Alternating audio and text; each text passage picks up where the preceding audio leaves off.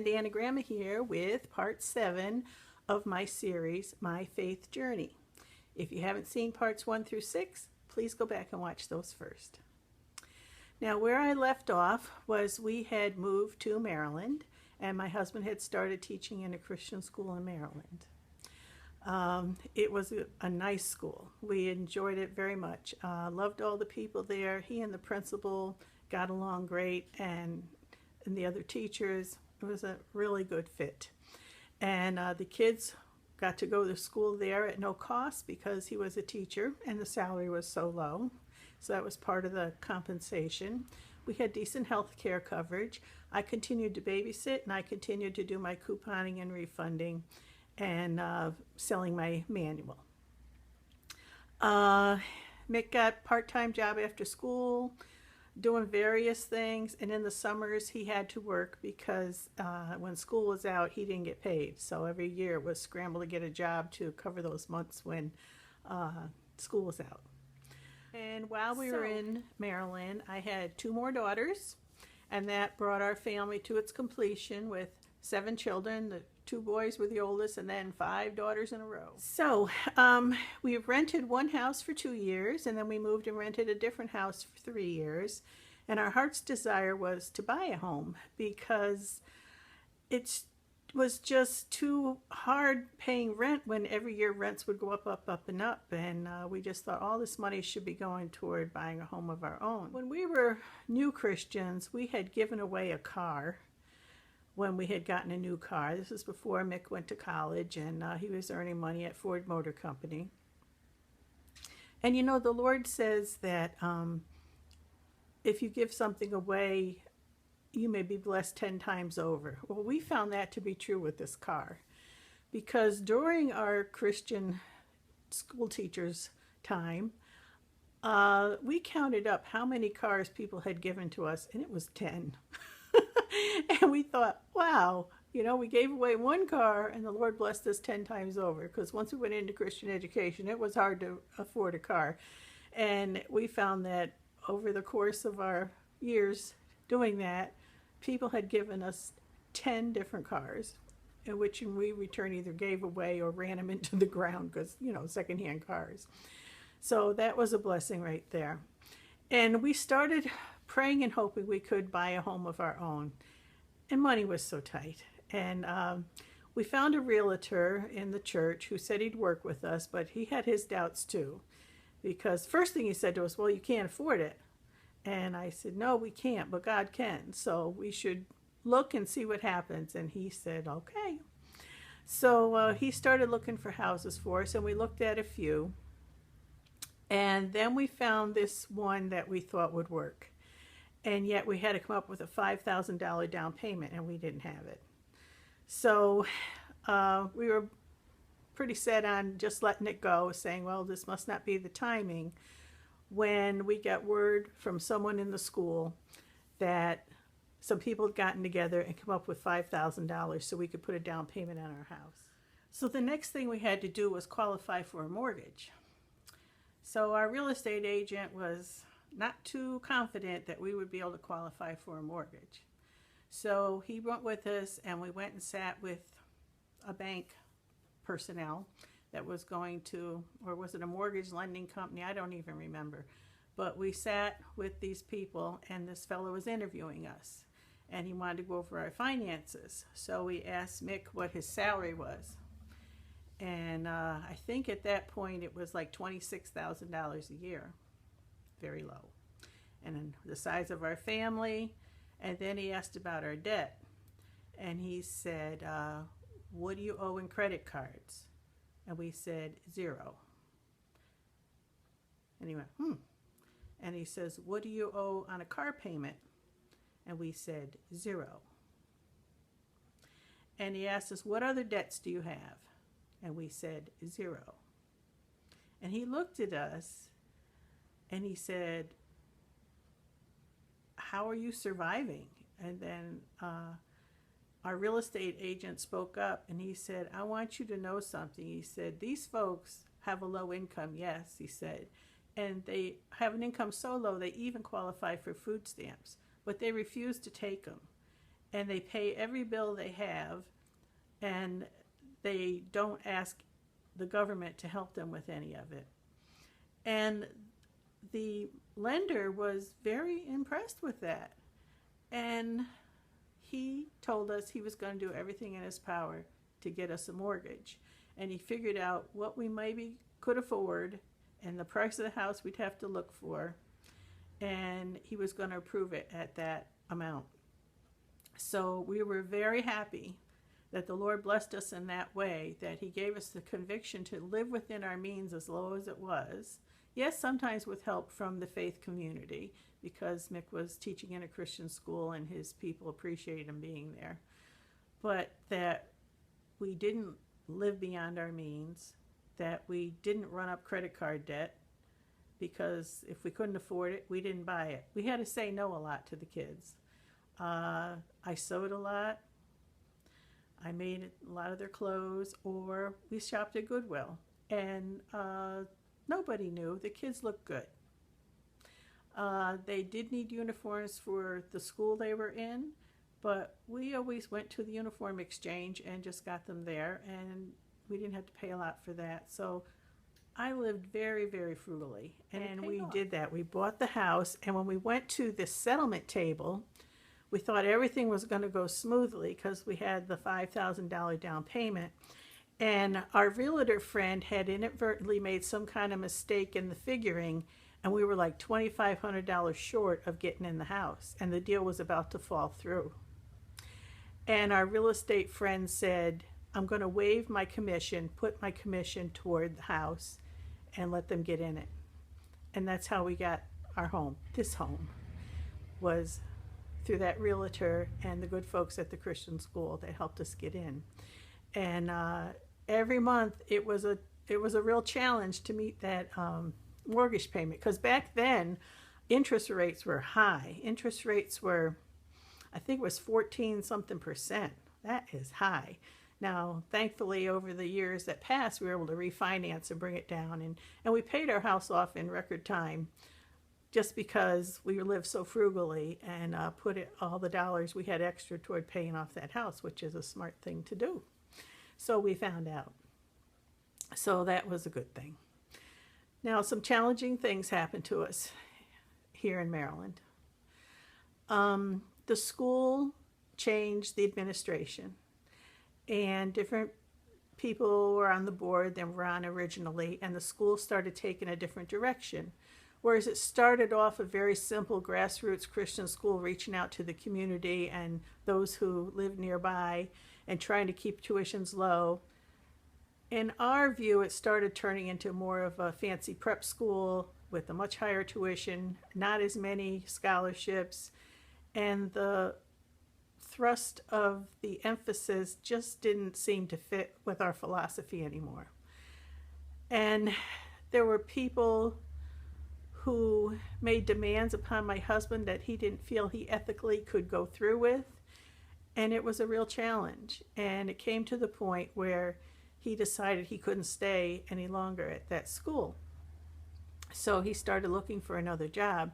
And as school contracts work, you have to let them know your intent at the end of one year so they know going into the next year if they need to find a teacher for your position.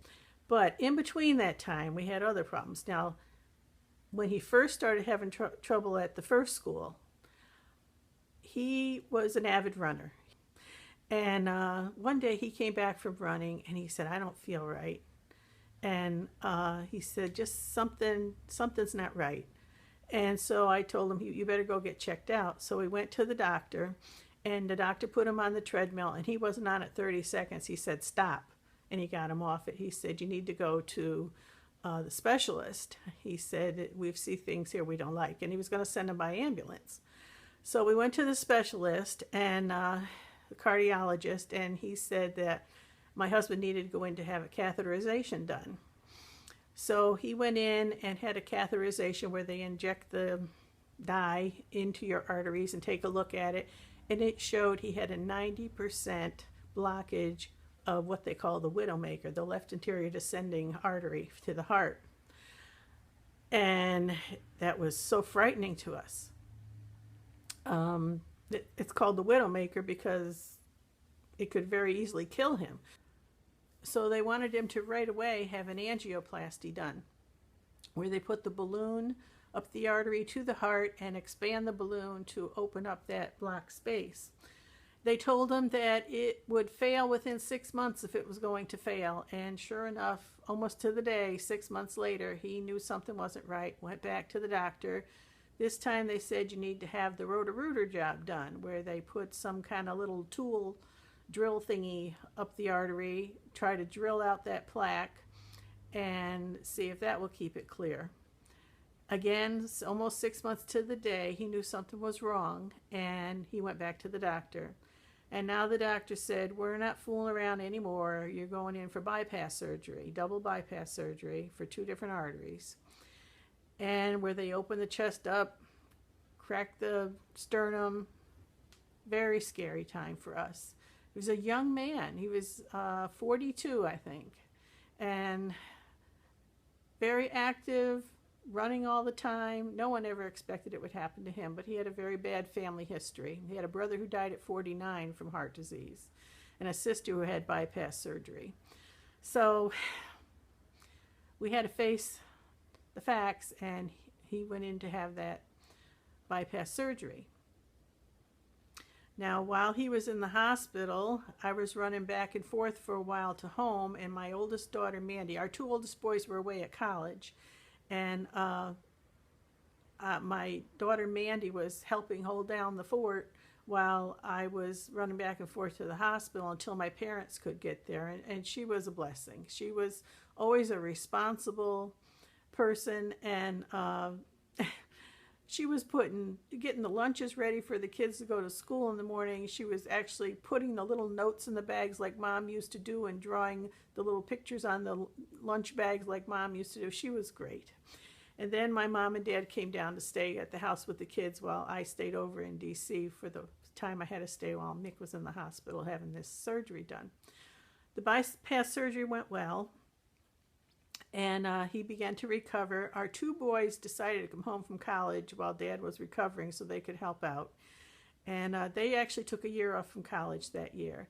Actually, my oldest one went back to college and finished, and the second son had already decided college wasn't for him, and he went on to do good things with his life, but it didn't involve college, so he didn't go back. But that was fine. And we continued on from there, and Mike went back to college. Mick was all recovered and doing well, but he was looking for another job because this one just was no longer a good fit. So he sent resumes out everywhere, and nothing was coming back, and it got very scary. So finally, a local school sent back another private school, wanted to interview him. He was the first one they interviewed, and he went to the interview, and they said, well, thank you very much, we'll call you. And he came back home, and they were going to interview other people. And he had barely gotten home when the phone rang, and those people said, we talked it over, and we decided you're everything we want, so why should we look any further? We don't want to lose you, so will you take the job? And he took the job, and that's where he's worked ever since, and it's been a very good fit there at this second school. So that was all good. Now, other things that happened that were more difficult. Raising 7 kids is not easy. Parenting ain't for sissies. And in my younger years as a Christian, I think I had kind of a naive view that as long as I was trying to do the right thing, God wouldn't let anything bad happen to our family, and that my kids would all grow up and want to be missionaries or something, or at least like the Waltons, No, that's not the case. They didn't get the memo on that. That's not what happened. And things got very, very hard for us in our walk and within our family as some of our children became very challenging to us. We had a couple who were quite defiant, and I wasn't ready for that. But then I started identifying with other families who had kids that were acting out. And I realized that, once again, maybe I had more of a self-righteous attitude than I should have had. Because in my mind, in the early days, I'm thinking, well, if you do A, B, C, you'll get X, Y, Z. Doesn't always work that way. And the reason is the same reason I gave when I did the modesty video. If you haven't seen that video, there was a collaboration of several homesteading women who were asked to give their view on modesty in this present age. And in that video where I talked about modesty, I talked about how we're trying to share our faith with our children. And in it, I mentioned that we try to build a foundation for them, brick by brick by brick. And when they reach a certain age, they have to believe on their own. They can't go on the merits of their parents' faith. They have to have their own faith and their own philosophy and their own way of thinking. And so they take that foundation we gave them, and they have to examine every single brick that's in it. And they turn them over and they examine them, and they have to build their own foundation. And we pray that they will use the bricks we gave them to build their own foundation as they examine them. But while they're examining those bricks and testing out and looking into other things, it's a very scary time. Some kids can go through it and, things aren't too bad. But when you got 7, you're going to have a few who are a challenge. And our greatest joys and our deepest sorrows have all revolved around our kids. I've been through times when my kids have said, I hate you. When my kids thought I was ruining their lives. When my kids thought I was very mean, short-sighted, and narrow. But they always knew I loved them. And when we went through some really hard times, I identified with other parents that were struggling, and it humbled me. And I was able to appreciate what those other parents were going through without blaming them. I'm not saying I was a perfect parent. I was far from it. There were times I acted in anger. I acted out of fear. I was at times reacting more out of my own sense of being disappointed or offended than I was in nurturing my child and getting them through what they needed to get through. I couldn't always see things from their viewpoint, but that's a family, that's what we do. I wish I was perfect at it. I'm not. I wasn't.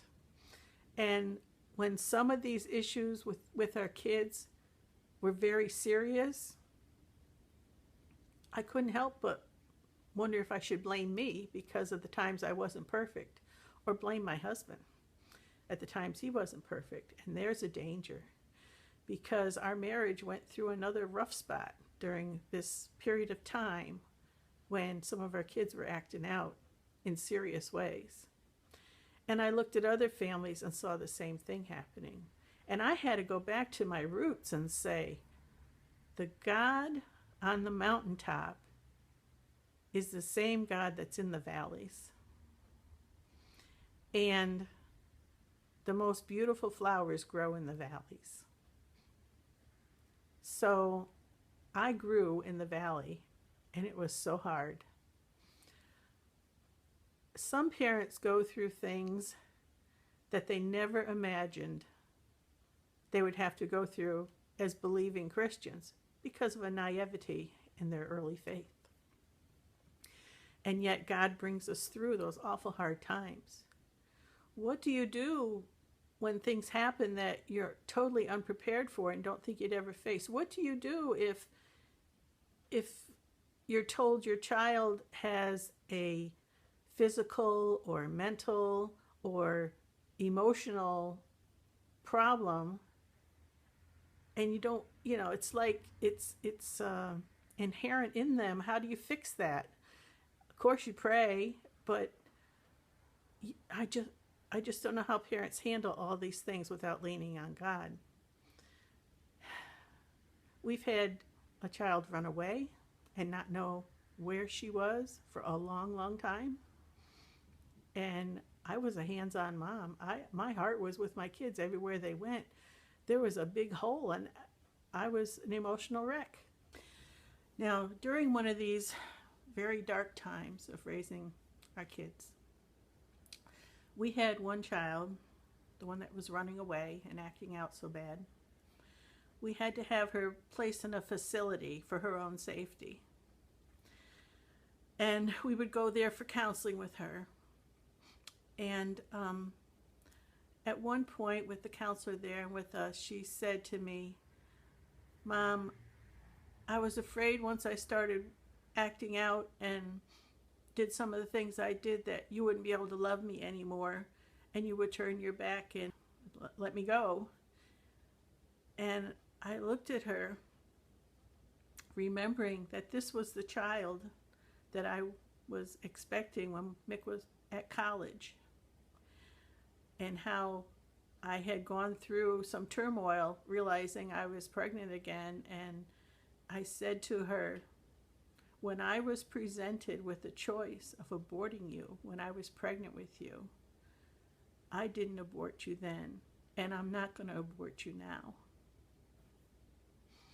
And I'm going to believe on God for both of us until you can find your own faith that He loves you and He's going to get you through all these things that are tormenting you. And we're here for you.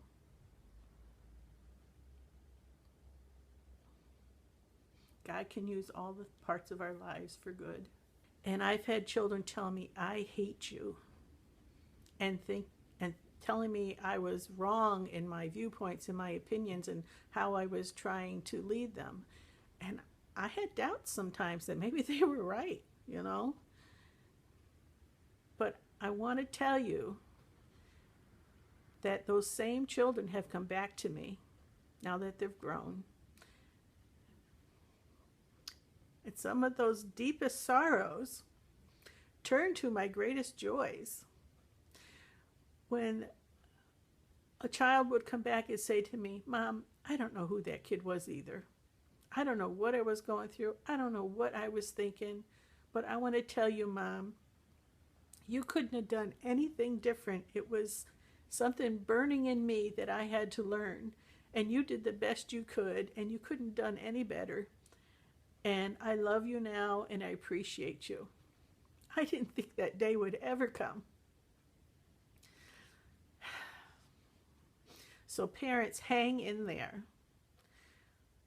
Try to keep your priorities straight in your faith, that God is still on the throne, and that God on the mountaintop is the same God that's in the valley, and the flowers that are the most beautiful grow in the valleys.